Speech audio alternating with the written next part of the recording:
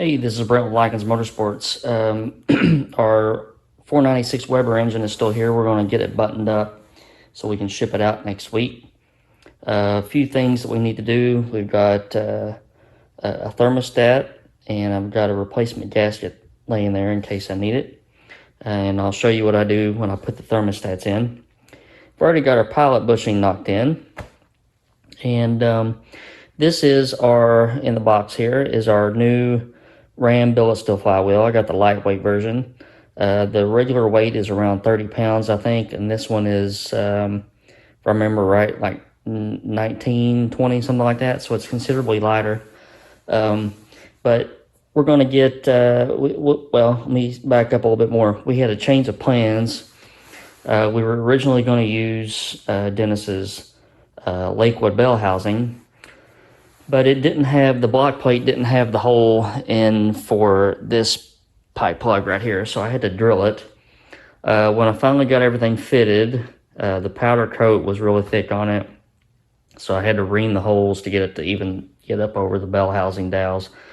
When I finally got the block plate on, the bore for the crankshaft was not really concentric with the crankshaft center line, so it was real tight on the bottom and real loose gap on the top. So just given that I know how cranky Lakewoods are to dial in, and we would be looking at possibly some modifications and ordering some offset dowels, and it didn't have the clutch fork bracket, and just the amount of labor that I'd probably have to put into it, we kind of made the decision to switch to a Quicktime.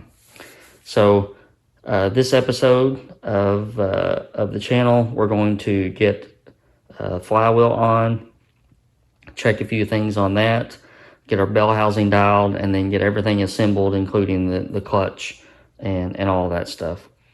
So the first thing that you do before you even put the block plate on, and you'll understand why here in a second, is trial fit your flywheel. And not only the flywheel, but the flywheel bolts. If you've been around FEs a while, you've probably seen some blocks with the main caps with a nice big groove in it. And the reason for that is guys don't check the length of the bell house or of the flywheel bolt. So as you can see, there's not that much room past the flange, and if your flywheel hub, the middle of it, the flange hub, whatever you want to call it, if it's not thick enough, then the bolt will protrude and you'll get some touching here. So first thing you need to do, get your flywheel on. Fords use an offset bolt circle, so you might have to spin it, at least 27, 28 times to get the holes lined up. It's like a USB cable. You plug it in, it's like, nope, that's not it. You turn it around, you plug it in, it's like, nope, that's not it. And you turn it back around and it goes in. It's kind of what happens when you try to put a Ford flywheel on. That's one of the things I've seen about Chevrolet stuff. They do have a dowel and it's easy to put the flywheel on, but Fords make more power. Anyway, so we're going to trial fit our flywheel and our flywheel bolts and see how we're sitting as far as bolt length. And if that's good, then we'll take it back off, put our block plate on, and start the process of dialing in the bell housing. Believe it or not, I set this thing up there and it was lined up the first lick. I will never be that lucky again. But I know it's dirty. We're just checking bolt lengths and everything right now. So you can see I've got the flywheel bolts all the way in. They are not sticking out the other side of the crank flange. So we are good to pull this off and get out our bell housing and get the block plate on and then the flywheel back on. Okay, got our block plate on. It fits a lot looser on the dowels than the Lakewood did. I really had to work on that Lake one to get it on. And the hole was huge for the crank, so plenty of room. Don't have to worry about anything hitting there. So we're going to get our flywheel back on and then get our bell housing on. And our bell housing is mounted, and we're ready to mount up our dial indicator. So we're going to use a magnetic base. We're going to leave the adapter ring out. We're going to locate right off directly of the bell housing bore here. And we got our mag base and dial indicator mounted. And there are videos on YouTube. I'm not going to take the time to sit and show you how to dial in a bell housing. But the gist of it is that you're measuring off the ID of the where the input shaft bearing retainer of the transmission goes, and we're wanting to get that on perfectly center with the crankshaft center line if we can, or else it will put a side load on the input shaft. So we're going to be measuring total indicated run out, and if you warranty some transmissions like the TKO and the TKX, I think they want total indicated run out to be at 5 thousandths or under. You got a little bit more room with an older transmission, since they're just, well, to be quite blunt about it, they're sloppy inside. So we're going to get this one measured, and I'll show you what the results are here in a second. Okay, so we got our mag base and dial indicator mounted, and we're going to take readings at 12 o'clock, 9 o'clock, 6 o'clock, and 3 o'clock. I've got it zeroed at 12, so I'm going to go every 90 degrees and see what the dial indicator says. So I made a full trip, and our dial indicator came back to 0, so that ensures that nothing's moving. So this bell housing has pretty much no run out. A brand new block, brand new crank, brand new bell housing, brand new flywheel. The Quicktime bell housings, I don't check every one I sell, obviously, and I rarely, well, I wouldn't say rarely, yeah, probably rarely, do I send an engine out of here with one on it. But I have checked a handful, and I've never seen one out, more than 5 or 6 thousandths. It's not to say that on a greater sample scale that there wouldn't be a couple that need correction, but these are well above and beyond the Lakewood stuff. There's another method that you can use to do this, and that's to make a complete sweep and mark the high points. And then when you get your high point, you set it at 0 and then check 180 degrees from that. That gives you your total indicated run out. So I checked it that way too. And I mean, we're looking at, 1 or 2 thousandths. So I'm sticking a fork in this one. Unfortunately, the flywheel came in, but the clutch kit didn't, and that makes no sense because they came directly from Ram. Maybe UPS is running behind on some things like that, but can't really do much more. What I can do is pop the bell off and go ahead and get our ARP flywheel bolts in there. Okay, so we take some time and take advantage of not having the rest of the parts. Go ahead and get some other stuff done. So Quicktime sends a plethora of hardware, which they only sent me one of the bolts that I'm going to need, so I'm going to have to come up with something else. But they send a plethora of hardware to go with the bell housing to use with various scenarios. So this is a 6057, which is mainly used with a top loader. But you can also use them with a short input shaft TKO. So you get 2 adapter rings, one's for a TKO, one's for a top loader. I'll put the top loader one in here in a second. It's the same hardware with every kit. So this is a spacer block for your clutch fork pivot bracket. You need this if you're using something like an RM6056, which is a TKO bell housing, which is deeper than a top loader bell housing. So This spaces your pivot bracket closer to your pressure plate, and it allows you to get your clutch fork and your throwout bearing in where it needs to be. We're using a top loader. We're using a standard top loader bell housing. So we'll be using our clutch pivot bracket, and it'll only go on one way. And we'll get that bolted in. Then we'll get our adapter ring, and we can test fit our clutch fork.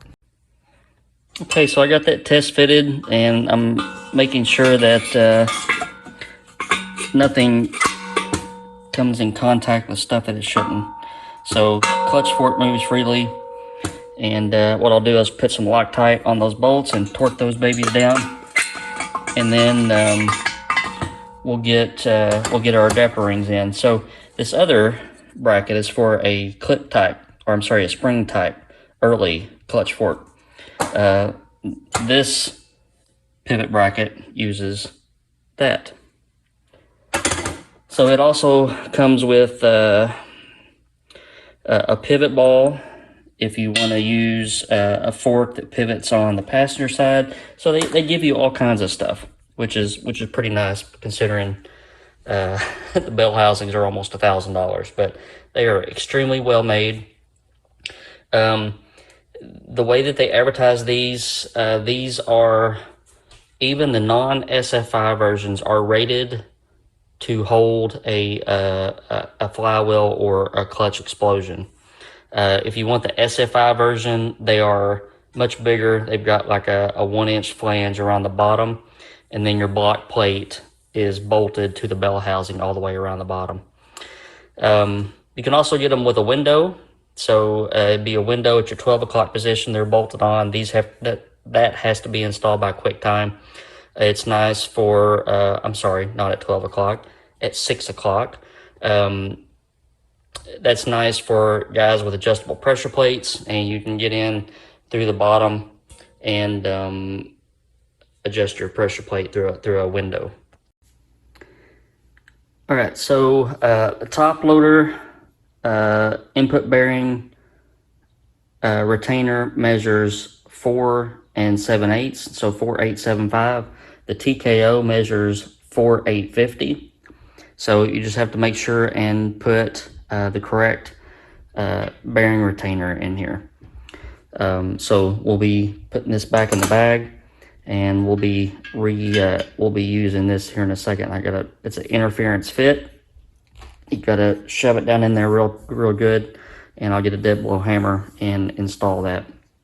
So some of you may not know, before I really jumped headfirst into engine building, I ran with another partner of mine, a company called B2 Motorsports, quite a while ago, and we specialized in drivetrain parts. So this is where I get a lot of my experience with clutch kits and which clutch kit to use in which application, and flywheels and all that sort of thing. So if you dig around on the internet, you will find some articles that I've written, I think Ford Muscle Magazine and some others, where I lined out some different bell housing and clutch packages, and actually built some top loaders for some guys. So I kind of got out of that and got into the engine building, did a whole lot more engine work than drivetrain work. But I can still spec all this stuff out and supply it if you need it. My partner, he also owned his own HVAC consulting company, so he just got too busy trying to help out with two companies at one time. So we kind of broke off, and that's when I changed the business name to Brent Lykins Motorsports. And unfortunately, he passed away earlier this year. Had just a very aggressive form of kidney cancer that spread to different parts, and he didn't make it. So we lost Mr. Brian earlier this year. But I'm gonna tap this retaining ring in, and we'll be good to go. Okay, and we're also going to take advantage of the time and put a thermostat in Mr. Dennis's engine. This is a 180-degree water temp thermostat. What I usually do is right here in the flange, drill an 1/8-inch hole, and when I put the thermostat in the engine, I'll put that hole at 12 o'clock, and that kind of helps air find its way out. So I'll drill a hole in there. Simple procedure. You can use just a little bit of assembly lube to hold the thermostat in the water neck as you put it on, and get your bolts started and go. Okay, we got our water neck back on. Mr. Dennis, I had to switch you to another thermostat housing. The intake was for a small thermostat, and your water neck that you supplied was an earlier one set up for a large thermostat. So got you swapped out. Everything's in there, ready to go. And we're going to go back to our flywheel now that all of our other parts have come in.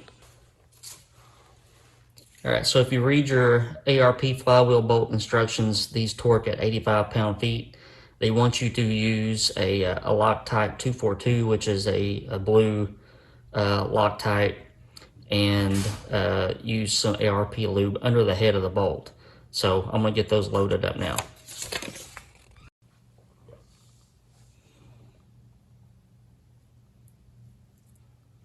This stuff is like never sees. You'll get it everywhere. It'll end up being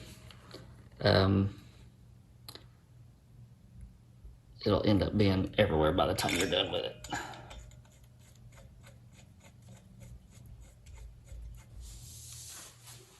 Okay, so we got all of our bolts in. Again, these torque at 85.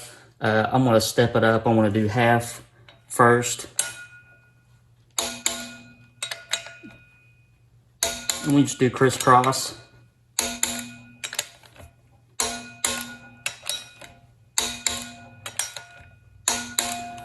And I'm going to switch to 85.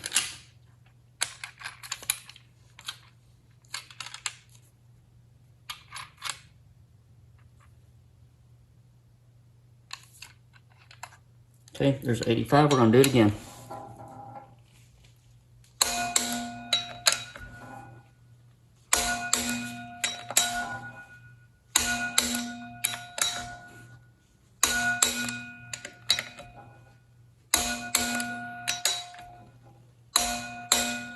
Okay, then I'm just going to go around in a circular pattern, make sure that they all hold their torque.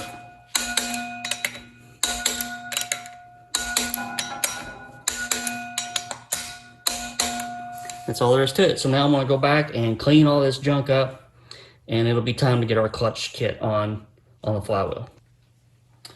All right, so next goes our clutch disc, and it always goes with the flat side to the flywheel. We're going to use our installation tool and get that started on there. So that's on there good, and then we'll come back with our pressure plate.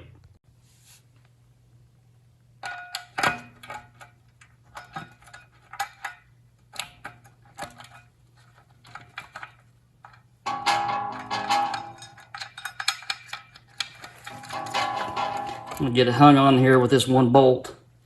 Then I'll go back through and coat all my other bolts with some ARP lube and some thread lock.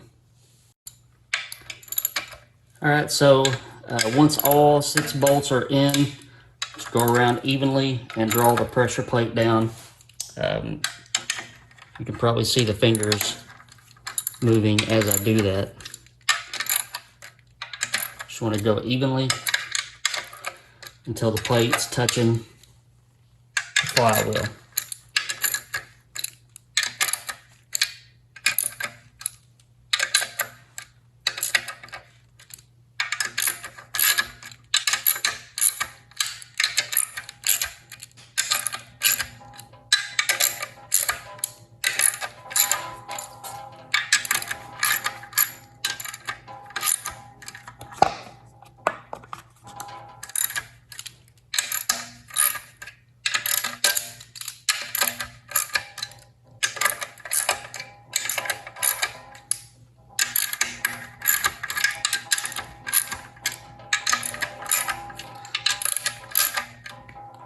block plate fits a little bit loose, so you can probably hear it jiggling around.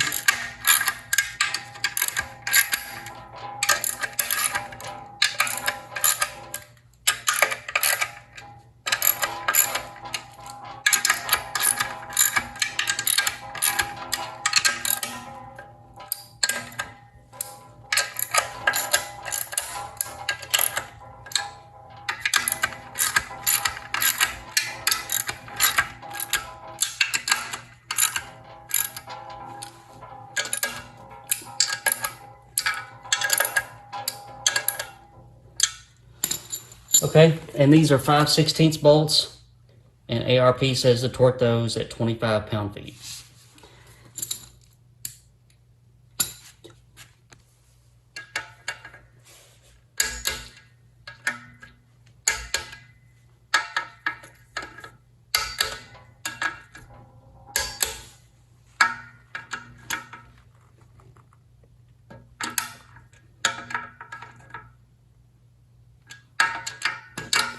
Grab on the other side.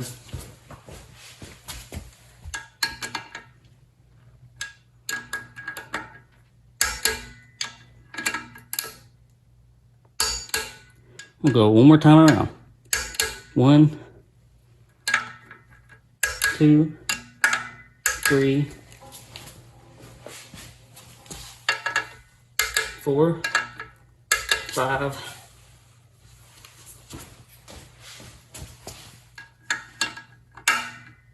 6. And our installation tool should fit and slide in very easily. And now we got our clutch fork mounted in the bell housing. Got our new throwout bearing from Ram, comes in the kit, centered or clipped on to the clutch fork, centered up with the clutch disc. Now all we have to do is just get the rest of the bell housing bolts in. Okay, everything's torqued. Even got two little 1/4-inch bolts at the bottom. And one thing that you will note that the Quicktime does not use a clutch fork boot. So that's just the way that they're made. Unless you're living in Anchorage, Alaska, and filling your car full of snow, there's really no issues with that. So we are done here. I'm gonna get some duct tape over the exhaust ports and the water neck and the water pump holes, and we'll stick a fork in this one. So I've got a measure for to have our crate made, and we'll get our crate made this week and get this thing shipped out this week. So with that being said, thank you guys for watching. And that's a little bit different from my normal subject matter. I don't do a lot of clutch work or anything, but Mr. Dennis asked me to do that for this engine. Be happy to do so. But thank you guys for watching, and thanks for subscribing. Thanks for the comments, and I'll see you guys soon.